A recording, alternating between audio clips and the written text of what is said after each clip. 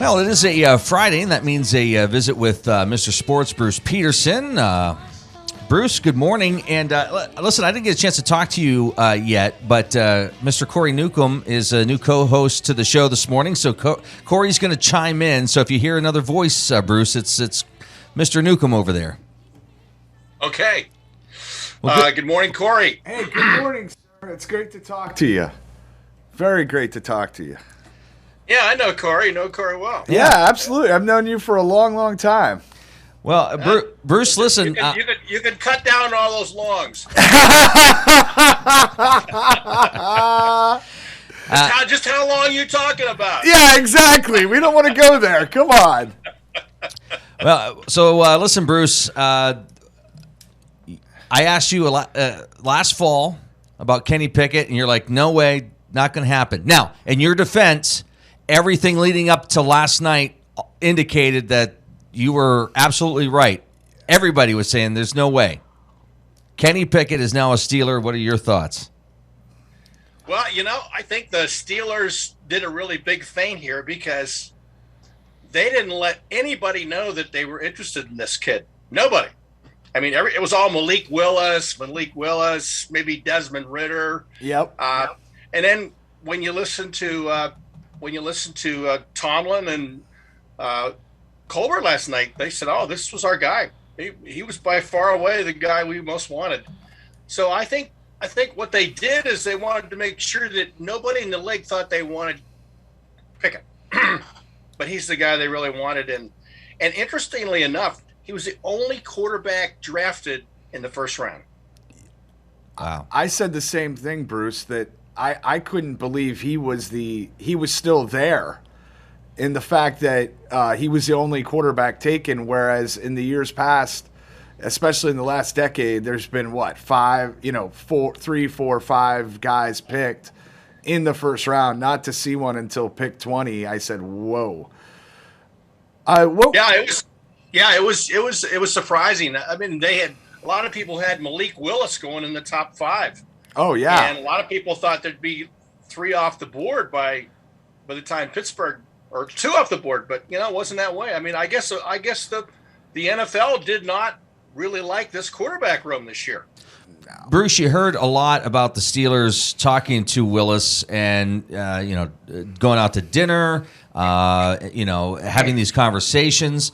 What kind of got ignored a little bit, and it was brought up, but I'm just saying compared to that, was the amount of time the Steelers got to see Pickett and interact with them in the hallways. Exactly. And we don't know how much of those conversations took place. Obviously, there was probably a lot. When you look at those quarterbacks listed and all the talk on Willis and some of these other guys, should they have taken somebody else? Or when you look at it, is Pickett really the best fit? Well, Louis Riddick, I listened to Louis Riddick last night, former football player. He's a prognosticator on ESPN. He said that when you look at a player like Pickett, he said he's a person who is a really good decision maker. He's very accurate. He has a high football IQ. And he says, he does not have all of the traits that Malik Willis does. He's not the great athlete. He doesn't have the great foot speed. He's not great in the size. Yeah, he doesn't throw the ball. But he said that this kid knows how to grind and knows how to win football games. Yeah. And he said probably he's going to be a great quarterback for Pittsburgh. And I thought that was a good analysis of who Kenny Pickett really is. And he said, and don't forget, he says a lot of times the people that become great quarterbacks are not the great athletes. Think of Tom Brady. Tom Brady is not a great athlete. No. And a lot of great quarterbacks. Joe Montana didn't have incredible arm strength. But he said sometimes it's the guys that know how to think the game, that are good decision makers, that know how to grind when times are tough. He says sometimes these are the players that become the really good quarterbacks. So I thought that was a good analysis of who Kenny Pickett really is. And you know what? We'll see. Yeah, there's not too many guys you can give the ball to with less than a minute in a game and have them drive down the field and score. And Brady's one. Roethlisberger was one. Yeah. John Elway. So Absolutely right. Absolutely right. Absolutely right. Yep. So, Absolutely right. so Bruce, what happens? What's the ripple effect with this with Trubisky? When the Steelers brought Trubisky in, did they say to him, "Hey, listen, in the draft, don't be surprised if we go after a quarterback," or did they keep that closely guarded? I think Trubisky's the starter this year. I mean, I don't think when Roethlisberger was drafted, they didn't expect him to come in and start, and I don't think they expect this kid to come in and start. I think he'll be on the depth chart, and we'll see what he can do. If he wins the position, fine. But Trubisky is a pretty good quarterback, and I think he's going to be the starter this year. I don't think it's optimum to bring a rookie in and have him start in the NFL. That's just my take. Totally what about agree. you, Mr. Duke? And what's your take? I think the same thing. I think Mitch Trubisky will be the starting quarterback. As I said earlier, I believe that he needed a change of scenery, and I think Pittsburgh's the perfect place for him with our strong running game with Najee Davenport. You got a capable, or a potential All-Pro tailback back there. We got to, looking into the future, into this draft, in the next couple days, they got to get better up front. Coach Wiley always used to tell us, you win the ball game with your hogs up front, and then you got to run the ball and you got to stop the run. So I really believe that they're going to go after some really quality offensive linemen and hopefully do that, because that's the missing piece, I think, at this point. Well, they brought in Daniels and Cole already. Daniels is a really top-rate guard. I do think I think they could very much draft a tackle, but I also think that defensive line, they're old in the tooth on the line. Yep. We don't know if Tuitt's going to play this year, so I think they could very easily. The next pick could very easily be a top-rate defensive lineman. Absolutely. So, and I think they need a backup for Najee. I think Najee needs a number 2 guy, and they really don't have one on the roster. Yeah, that's where the NFL's going, or college and NFL, as far as having a two back set. It's a two-headed monster instead of having that grinder that did 25 to 30 carries a game. Look at New England. New England really kind of said last year they brought in Stevenson. They already had the young kid from Alabama. They brought in Stevenson, and that two-headed monster was really good for New Absolutely. England. Well, you're also talking. You added a game last season. I mean, the grind. It's more of a grind now than ever before. Yep. Yeah, you need to give Najee a series off about every quarter. I mean, you just there's a running back's a tough position. You take a lot of hits. You need to have a little break. You need to get a little rest, and if you have another bruiser in there that can make the way, it really helps. It helps extend Najee's ability to be good late in the game, and also extends his career. Mm-hmm. Were you surprised at some of the trades that came in last minute last night to move up in the draft? I think Hollywood Brown was one that surprised a lot of people. But when you looked at it, Tennessee picked up a guy that pretty much was just like him. They just don't have to pay him the $100 million or whatever it is. Yeah. And we could see that with Deontay Johnson next year. A lot of people saying that they may not be able to sign him, but we'll see. But yeah, I mean the wide receiver and quarterbacks make lots of money, as well as your defensive ends. Those seem to be and left tackles. Yep. Those seem to be the high money positions. So, well, what are you seeing for the rest of the weekend for the Steelers? Well, as Corey and I talked about, I think a defensive lineman could be next. I think an offensive tackle. I think a second running back. You're looking at cornerbacks. Corner. I'd pick up a safety. There's a good safety from Penn State, Brisker. Oh. I really like, who's still on the board. So. And he's from Pittsburgh, originally. I know. He's a good player. Yes, he is. Player. He's a ball hawk. There's no doubt about it. Yeah. He's probably the next best safety available. I see Sign and the kid from Kyle Hamilton. Both got drafted yesterday, so he's still available. But I still think There's a defensive end from Connecticut that I really like that I think they should pick up. I can't think of his name. I think Johnson or something, but he's still available, and he would make a great Steeler. But we'll see. We'll see. You're watching the Morning Drill on Stream Television and on Armstrong's Neighborhood Channel, and listening to it on the Allegheny News Talk Sports Network. Here with Bruce Peterson this morning. Luke and Corey just tagging along with them as we journey through the world of sports, talking about the draft and Kenny Pickett, now a Steeler. Poor Mason Rudolph, Bruce.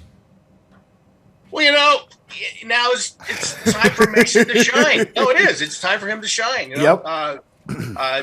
Nobody said that he can't have the position, and believe me, if you play for Pittsburgh, everybody's going to be given a shot.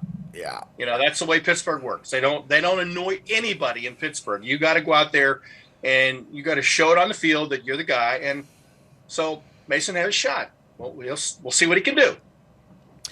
Let's move on. Baseball.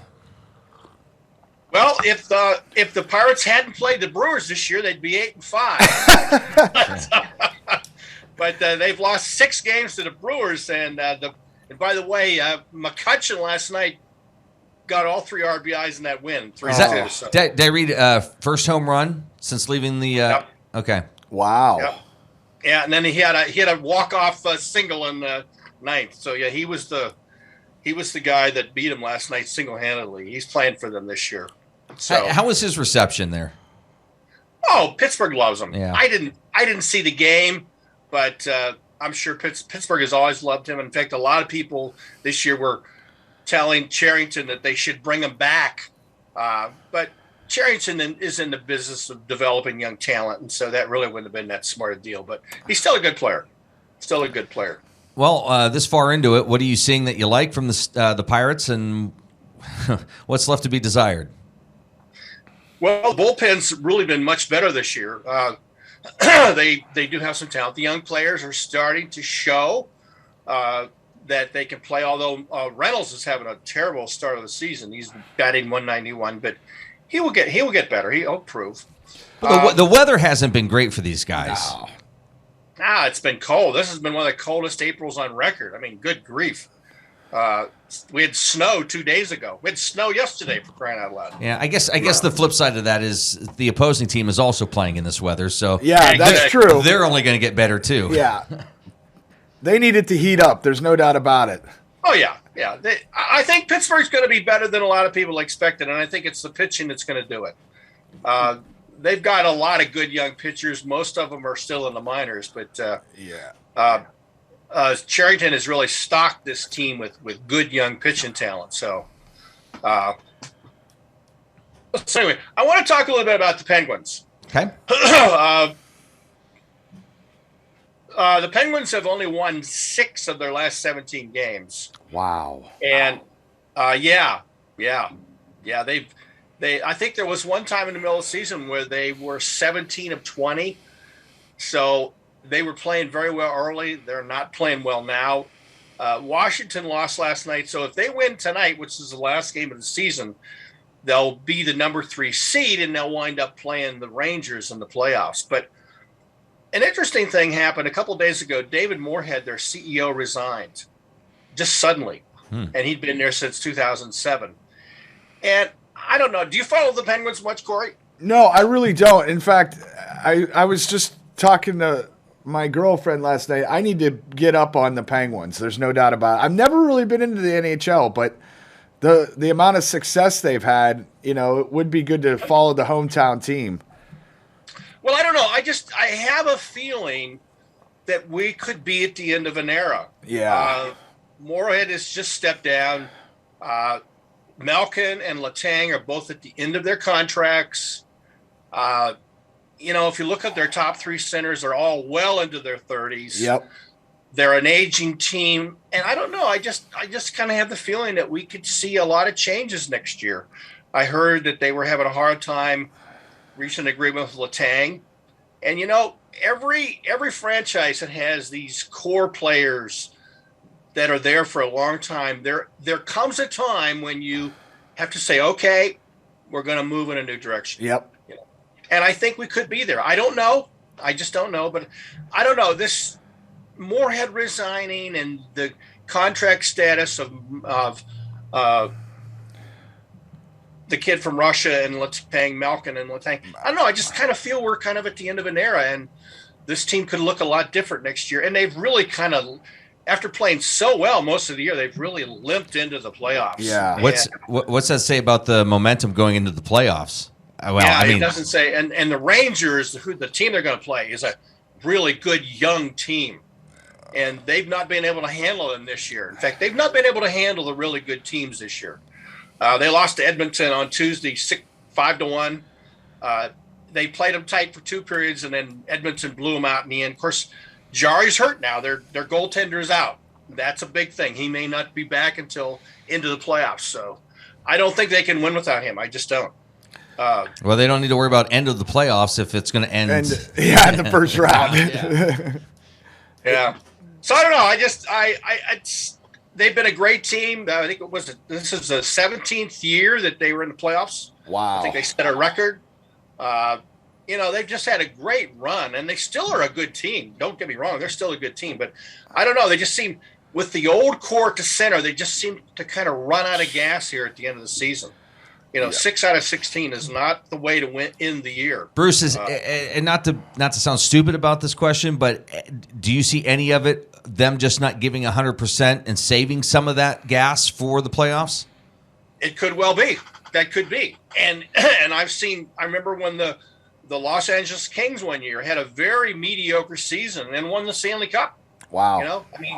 And Pittsburgh's had a lot of injuries this year. And yes, it's a different game, and the team is finally healthy again. They've played without at least 2 or 3 players most of the year. And yeah, we could see it. It could be a big surprise, and that would make me very happy. Well, in any professional sports league, once you go to the postseason, I should say, it's a whole new season. And so I think they could turn it on and hopefully find their niche and find their groove and go with it. Well, I remember back to 2005, Ben's second year in the league. They had to win their last 5 games to make the playoffs. Wow. They had a really bad middle of the year. And a lot of people didn't think they were even going to make it to the playoffs. They make it to the playoffs, they never lose again. In fact, that last 5 games, they never lose after they start those last 5 games. So you really can't tell. Were they the 6th seed that year? They might were. Have. Yeah, they were. Yes, they were. Yep, they were. Yep. And I think they were the first 6 seed to win the Super Bowl. Yeah. Yep. Incredible. Anything else in hockey, Bruce? No, not too much. Like I said, it just seems like an end of an era for me. But we'll see. Okay. We'll see. Maybe they can win a Stanley Cup this year. Can I ask you one thing, Bruce? I just wanted to ask you. I know you're a Penn State fan. What were your thoughts coming out of the spring ball? I'm a huge Penn State enthusiast. No, me too.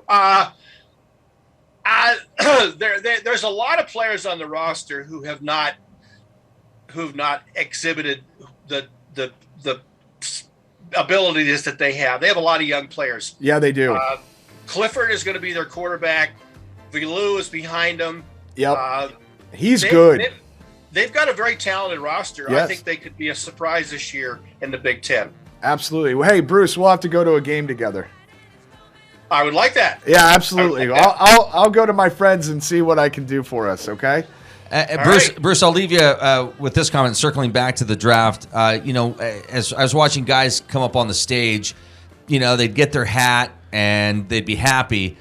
The reaction from Kenny Pickett being chosen as a Steeler and the tears. Oh, what does that say? Well, he wanted to be a Steeler. There's no doubt about it. And I will tell you, I'm going to double back and look at him. I've kind of discounted him. I don't know why. There's no reason. I maybe was. But not just you. And I teased you a little bit, but it wasn't just you. It was a lot of people. We don't know. And remember, the Steelers passed on the last great hit quarterback. Yes. Dan Marino. That was Dan Marino. And Art Rooney, the old master of the Steelers, he begged. Listen to this. He begged the scouting department. Yep. and the general manager to draft Dan Marino, and they wouldn't. Out of time. Bruce, have a great weekend. Thanks. Take care, Bruce. You Have a too, great weekend, Corey. everyone.